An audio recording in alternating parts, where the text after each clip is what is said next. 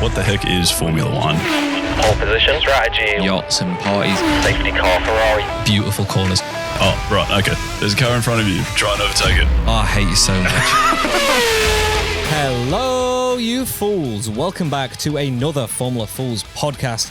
This is driver episode 12, which means it's episode 23 at the worst. Episode 24 in our 34 and 34 episode series. That sounds incorrect. It does. But it's not. We've only got 10 left because driver episode 12, 22 drivers. Just saying, the last episode we have 13 Yep, left. I got that wrong. Nice. Yep. So anyone that listened to yesterday's episode, ignore all that at the end. Cool. Go disc. Someone's going to be listening to that. It's like, your math's wrong. And I'm like, yeah, wait for tomorrow's episode. And then you'll see that I know. What is the 34 and 34 that I just referenced? We are doing this really stupid thing that Skin suggested where we're going to do 11 episodes all about the teams, and we're going to review the liveries, and then 22 episodes all about the drivers in preparation for the 2026 season so that we can educate you and Skin ahead of that season. It was all Skin's idea. It wasn't my idea. That's not true at all. No, I've been roped into this by disc. 1000% my idea. Yeah. It's a cool idea though. It's a very cool idea. It's been great. I've enjoyed it. We're however many days in now to, doing 34 podcasts in 34 days. It's been great. Yeah. I think I'm still in China as this one comes out. Sure. So go check out my personal Instagram and see how China. I probably won't post it, actually. Ignore that. Anyway, if this is your first time listening and you've not listened to any of the previous ones, please go back. The back catalogue of all the teams and the drivers ones are phenomenal. Listen to this one first, maybe. Just, keep our day one downloads up. That'd be great. But also go back and listen to them ones because there is a heap of content there and they are absolutely fantastic. So yeah, let's get into it. Please. We're talking about one of the new drivers to the grid, a new name, had quite a lot of headlines last year for good and for bad. Mm-hmm. Isack Hadjar. Yes. Or, can I give you his full name? Isack Alexandra Hadjar. Really? Oh, yeah. Nice. Yeah. Well done, Dave. Yeah, Middle thank you. name. That pleases me. Yeah. Good Oh, job. Nice skin. Isack Hadjar is French. There's not a lot to say about that. I was going to mention something about Alain Prost. There's French have had great drivers in the past, but then pointless. Sure, yeah. His date of birth is the 28th of the 9th, 2004, Cronky. making him 21 going into this season. Look at him go. That is Just wild. Youthful exuberance. He'll turn 22 this year. His F1 debut year was 2025 last year, and the teams he's raced for so far were Racing Bulls last year and Red Bull going into the 2026 season. Mm-hmm. Grand Prix starts, he's had 23 starts, wins 0. Highest race finish, though, has been P3, meaning that he got 1 podium, 0 pole positions, 0 championships. Remember his podium last year? I remember that he got a podium. Yeah. I don't really remember what happened. Oh, I couldn't even tell you what track it was fully at. blank. I forgot the track as well. Great. We could probably take a moment to look it up. We probably could do that. Mate, do you know what's really funny? We did this in the Ferrari episode, left it in the edit. Get fucked. Like fully left it in the edit. What do you mean? What? Like there's just like 4 seconds of nothing because I'm Googling something and I'm like, it's this. It was Scuderia. Oh. We were Googling what Scuderia means. Okay. Why did you not cut it? I must have just missed it as I was editing. Huh. Because there was like 3 more cuts in that app when we were Googling stuff. Yeah, okay. Cut all of them ones. Anyway, Dave, cut this one. Cut this one, yeah. Oh, the Dutch Grand Prix, Zandvoort. Yes. He started 4th, held off the Ferrari and the Mercedes to finish behind Oscar and Max. Because what happened to Lando? Was it an engine thing or something that Lando had at that one? Potentially. Or was that the race he crashed into Oscar? No, that was Canada, if I remember rightly. Okay. Yeah, you mean where he went into the wall? Yeah. Yeah, I'm sure that was Canada. Okay. Yeah. But yeah, he got a podium this year, which was fantastic to see because he didn't start his year off too well last year. We were there and... That's right. Kind of. No, we were still there at that point. We were still there. Yeah. We were still there at that point. Yeah. It was pissing down rain. We had Well, everyone was trying to crowd inside for the race to get out of the rain. So we couldn't see anything anyway. Like every view. Like glasses were steaming up our like view of crazy. The track was blocked. Our view of every TV was blocked because everyone had just flooded into this little building. We couldn't see anything. And we were off in some corner, like barely able to watch a TV. And we were like, we might as well be watching this on the TV back at the hotel. Yeah. So we left. Well, also they still had a DJ playing in that one. So like you could half hear the television and then half hear. We were stood right next to the speakers. That's right. Yeah. They weren't loud, but we could barely hear the commentary. So we were like, so we were at the F1 and left halfway through the race. I feel ashamed admitting it. I do as well. This is the first time we've actually spoken about it. It was the right decision. I stand by it. I 1000% stand by it. Tossing up between the TV at the hotel or where we were watching. Yeah. To this day, I stand by it. 1000%. And we went to the Red Bull after party after all of that. And because we were at our hotel, we managed to sneak a little nap in before the Red Bull after party. So I also stand by that because it meant that we went to the Red Bull after party fresh. We had a shower, we had a nap. That's right. Oh, what a day. What a day. Isack Hadjar unfortunately wasn't at the Red Bull after party. That would have been wild. And he didn't have as great of a day. What happened? No. So Isack Hadjar on the formation lap, bit of a mare. He's come round, I can't remember if it was second to last or the last corner.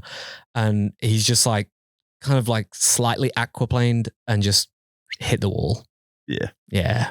End of his race before it had even started. Didn't someone else do it as well? Someone else went off, I think, but I don't think they still started. Okay. I can't remember. And then Oscar had that massive off towards the end of the race. That's right. Yeah. But yeah, Isack, a DNS in your first ever Grand Prix, not the best way to start your career. Copped some harsh shit from the media. Including you. Oh yeah. Shit, I forgot about that. Yeah. Well, it's not a good start for your career. Yeah, of course. But I mean, what I said was tame compared to what Helmut Marko said. Oh no. Helmut Marko proper ripped him a new one, was just like saying how shit of a driver he was and everything. And then Anthony Hamilton, Lewis's dad, went and consoled him and because he's a massive Lewis fan. Massive Lewis fan.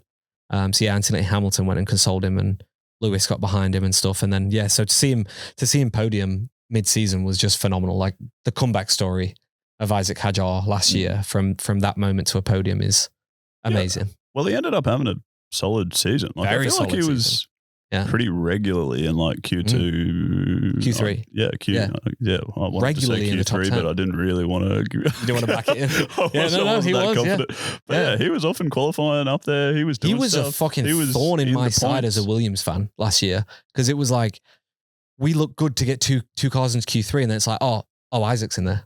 And like Liam would be in fucking P18 or some shit, and he's just in the top 10. He was a beast last year. Like he did really, really well.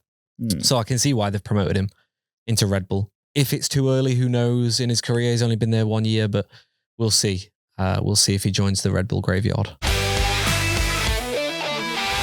Why is he in the Red Bull? Why is he in the Red Bull Junior program? Why did he get the step up? And also, I'll go out and say this. He tested for Red Bull in 2024. And in that test, I said after that test, there is no way they're signing him to Racing Bulls for 2025 because he came on the radio, was erratic, was shouting, was inconsistent with, even just in a test session, was very inconsistent with his times, left the track like 2 or 3 times. Like from the one test session I saw him in, I was like, this guy is way too young and naive to understand, to be in F1 and to make it work. And so then to see how his racecraft was last year and how he barely crashed, and if he did it usually wasn't his fault, apart from that Melbourne one. But yeah, like to see his racecraft develop last year, he proved me wrong. Like I had to eat my fucking words multiple times last year with Isack Hadjar. Yeah, which I love when drivers do that. Like I like being proved wrong. If Charles went and won a championship and fucking dominated it, I'd be like, oh shit, okay, I was wrong about that. Apart from Lewis Hamilton, I'm right about everything there. That he's a winner. Okay, sure. Yeah. You know what I'm saying? I do. Anyway, so why is he such a weapon? Well, just like every driver we've spoken about, he was a go-karter as a very, very, very young child. There's photos of him in a go-kart, I think, with like a Lewis Hamilton tribute helmet or some shit like that, I want to say. And there's such cute photos of him as a kid. He was born in Paris and had a very